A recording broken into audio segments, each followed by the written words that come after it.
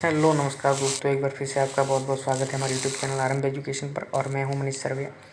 हमारी जो daily MCQ की जो सीरीज चल रही है उसमें आज एक नया लेक्चर है और हर रोज़ की तरह आज भी हम इसमें 5 एमसीक्यू जो है वो डिटेल में डिस्कस करने वाले हैं। तो बिना किसी देरी के हम पहले क्वेश्चन पर जा रहे हैं अपने। और पहला क्वेश्चन क्या है हमारा, ये देखिए, वो among the following has launch M prime. किसके द्वारा जो है वो निम्न में से किसके द्वारा जो है ये एम प्राइम को लॉन्च किया गया है। ओके, तो हमारे क्या ऑप्शन है, Atal innovation mission, FICCI, ministry of science and technology, ministry of education. Okay, तो इसमें कौन सा सही है, तो एक बार इसको पोस्ट करके अटेम्प्ट करने की कोशिश जरूर करें दोस्तों। इसमें जो हमारा आंसर बनता है वो अटल इनोवेशन मिशन है। ओके, और इसके साथ अटल इनोवेशन मिशन और इसके साथ जो है bill and Melinda Gates foundation के द्वारा दोनों ने मिलकर इसको लॉन्च किया है। ओके, अब इसको इससे पहले तो इसका नाम जान लीजिए, आप फुल फॉर्म जान लीजिए, फिर मैं बताता हूँ क्या है इसका है Atal innovation mission, program for research on innovation, market readiness and entrepreneurship. Okay, अब इसको बनाने का क्या एम क्या है, इसको क्यों बनाया गया है, इसको बनाने का एम यह है कि टेक्नोलॉजी को बेस बना के टेक्नोलॉजी के आधार पर जो नए स्टार्टअप बन रहे हैं और नए जो एंटरप्रेन्योर आ रहे हैं, ओके, उसको एनकरेज करने के लिए इसको बनाया गया है। ओके, इसको लॉन्च किया गया है। अब इसका एडमिनिस्ट्रेशन कौन कर रहा है, इसका एडमिनिस्ट्रेशन करने का काम जो है वो कर रहा है venture centre. Okay, venture centre क्या है, वेंचर सेंटर एक नॉन प्रॉफिट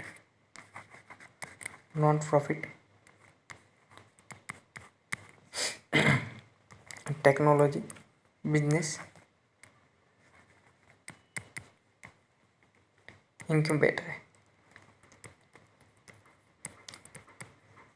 ओके, अब आप सोच रहे हैं इंक्यूबेटर क्या होता है।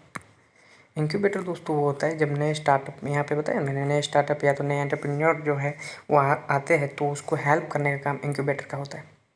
उसको हेल्प करते हैं, उसको जो है वो सर्विस प्रोवाइड करवाते हैं और ऑफिस प्लेस जो है वो प्रोवाइड करवाते हैं, या तो फिर जो है वेंचर कैपिटल फंड भी उसको प्रोवाइड करवाते हैं। ओके, तो ये नए जो स्टार्टअप आते हैं उसको हेल्प करने का काम इंक्यूबेटर का होता है।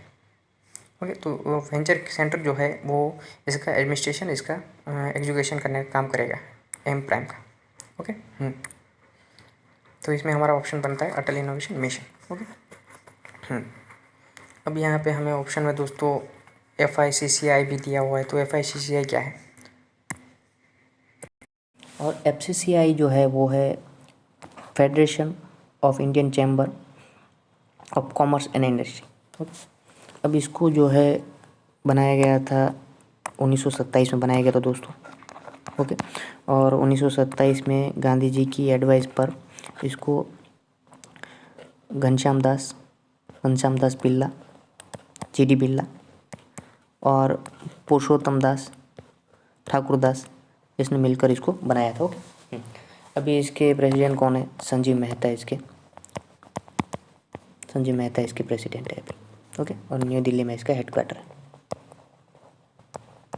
ओके, अब हमारे ऑप्शन में ministry of science and technology, तो ministry of science and technology के जो है मिनिस्टर है वो नरेंद्र मोदी है, देश के प्रधानमंत्री ही इसके मिनिस्टर है। और मिनिस्टर ऑफ एजुकेशन कौन है, धर्मेंद्र प्रधान है। ओके,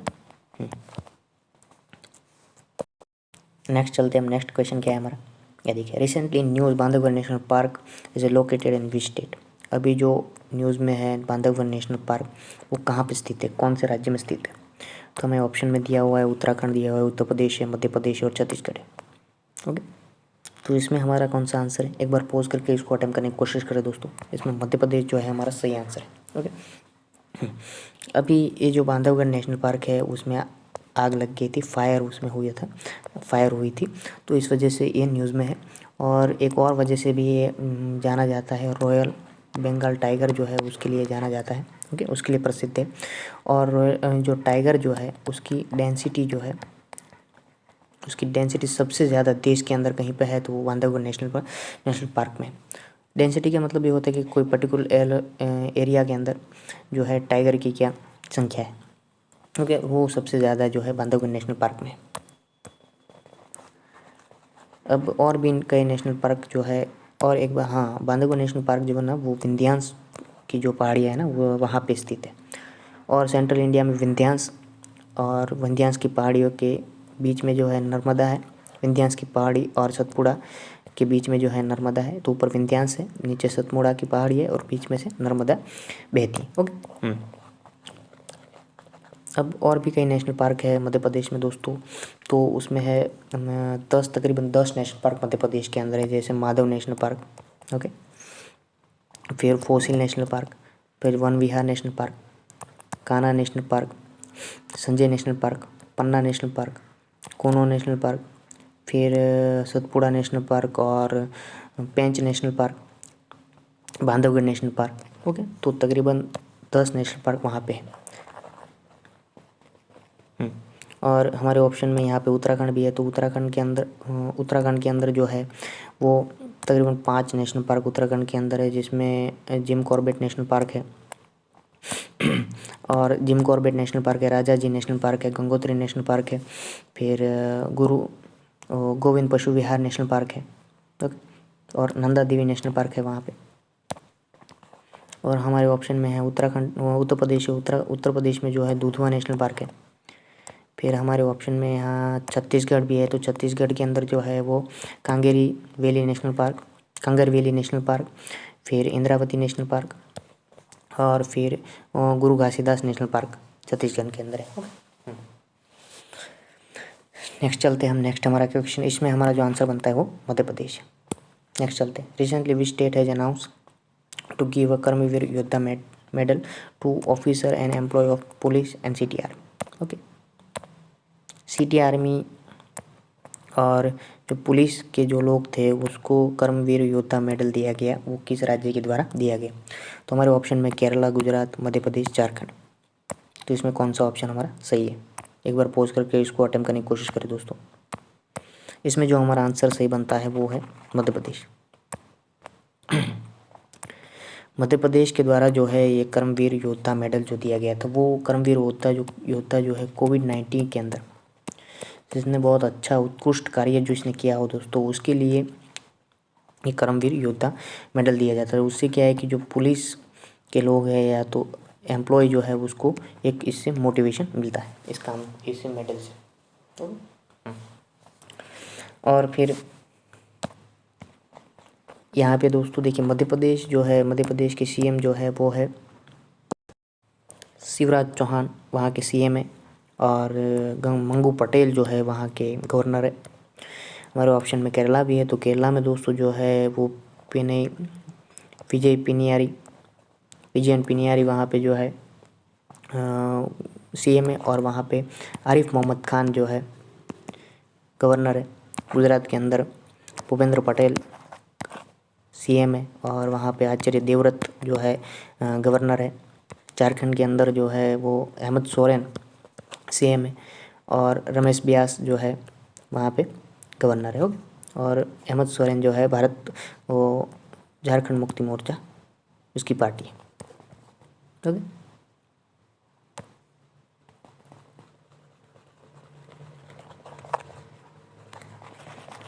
इसका केरला का जो सीएम है उसके बारे में उसके एक बार फिर से आपको उसका नाम बता देता हूँ। पिनराई विजयन उस वहाँ पे उसके सीएम। ओके, नेक्स्ट चलते हैं। नेक्स्ट हमारा क्या क्वेश्चन है देखिए दोस्तों, in the new land port authority of India come under the which ministry? Land port authority of India जो है वो किस मिनिस्ट्री के तहत आती है? तो ministry of science, ministry of commerce and industry, ministry of defence, ministry of port shipping and waterways, ministry of home affairs. तो किसके तहत आती है?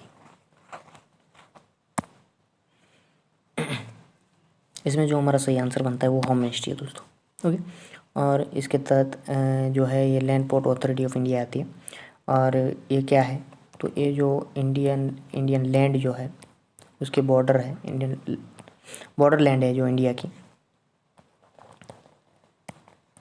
जो बॉर्डर लैंड है वहाँ पे इंफ्रास्ट्रक्चर डेवलपमेंट का काम जो है ये इस अथॉरिटी के द्वारा किया जाता है। ओके, और इसको जो है 2012 में 2012 में इसको बनाया गया था।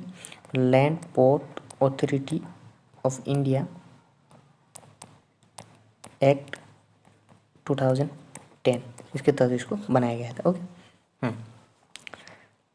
इसमें जो है होम मिनिस्ट्री के अंदर ये आती है। इसमें जो होम मिनिस्ट्री है दोस्तों, होम मिनिस्टर कौन है भारत के? अमित शाह है। ओके। और गांधीनगर इसकी कॉन्स्टिट्यूंसी। और ministry of port and shipping waterways कौन है? सर्बानंद सोनोवाल, जो कौन थे? आसाम के गवर्नर थे, माफ़ कीजिएगा आसाम के जो सीएम थे, आसाम के सीएम थे वो। अभी जो है वो मिनिस्टर है पोर्ट एंड शिपिंग वाटरवेज। 16 से लेकर 2016 से 21 तक वो आसाम के सीएम थे। ओके। मिनिस्ट्री ऑफ डिफेंस कौन है? राजनाथ सिंह है। कहाँ से? लखनऊ उसकी कॉन्स्टिट्यूंसी है। Ministry of commerce and industry कौन है? पीयूष गोयल है। ओके। नेक्स्ट हम चलते हैं। नेक्स्ट हमारा क्या क्वेश्चन है? इसमें हमारा आंसर बनता है मिनिस्ट्री ऑफ डिफेंस। ओके। ये देखिए नेक्स्ट है alternative energy light trap device was in use where is और उसका यूज़ क्या है? इस्तेमाल क्या है? वॉर वेर इज यूज, कहाँ उसका इस्तेमाल किया जाता है? कंट्रोलिंग पेस्ट इन फील्ड, खेतों में जो है वो कीटनाशक के तहत इसका इस्तेमाल किया जाता है। Controlling computer virus, sterilising stethoscope जो है उसको बीजाणु रहित करने के लिए, टू टेस्ट फॉर कोविड-19 का टेस्ट करने के लिए इसका इस्तेमाल किया जाता है। तो इसमें जो हमारा सही आंसर बनता है दोस्तों वो कंट्रोलिंग पेस्ट इन फील्ड के अंदर जो खेतों के अंदर कीटनाशक के तहत जो इस्तेमाल किया जाता है इसका। ओके। ये क्या है? ये दोस्तों एक जो है एक मशीन का डेवलपमेंट किया गया है। ओके। और उसमें एक लाइट लगी रहती है और जब कीटनाशक उसको लाइट को देख कर वहाँ पे जाते हैं तो वहाँ पे फंस जाते हैं। तो इस तरह से जो है ये कीटनाशकों से खेतों को बचाने के लिए एक मशीन का डेवलपमेंट किया गया है। किसके द्वारा किया गया है? ICAR, Indian council for agriculture research. Okay. और institute of rice research, Indian rice research institute, इनके साइंटिस्टों के द्वारा मिलकर जो है दोस्तों इस मशीन को डेवलप किया गया। ओके। तो ICAR जो है उसको 1929 में बनाया गया था और मिनिस्ट्री ऑफ एग्रीकल्चर के तहत आती है। और मिनिस्टर ऑफ एग्रीकल्चर कौन है हमारे? नरेंद्र सिंह तोमर। ओके। और त्रिलोचन महापात्रा इसके प्रेसिडेंट है ICAR के। ओके। न्यू दिल्ली में इसका हेडक्वार्टर है। और जो है इंडियन राइस रिसर्च इंस्टीट्यूट है वो कटक उड़ीसा के अंदर है। ओके। ओके दोस्तों, तो इसमें जो हमारा आंसर बनता है वो है ए। ओके। तो आज के इस लेक्चर में इतना ही रखते दोस्तों, और भी नए क्वेश्चन मैं आपके लिए लाता रहूँगा। आज के लिए इतना ही। Thank you.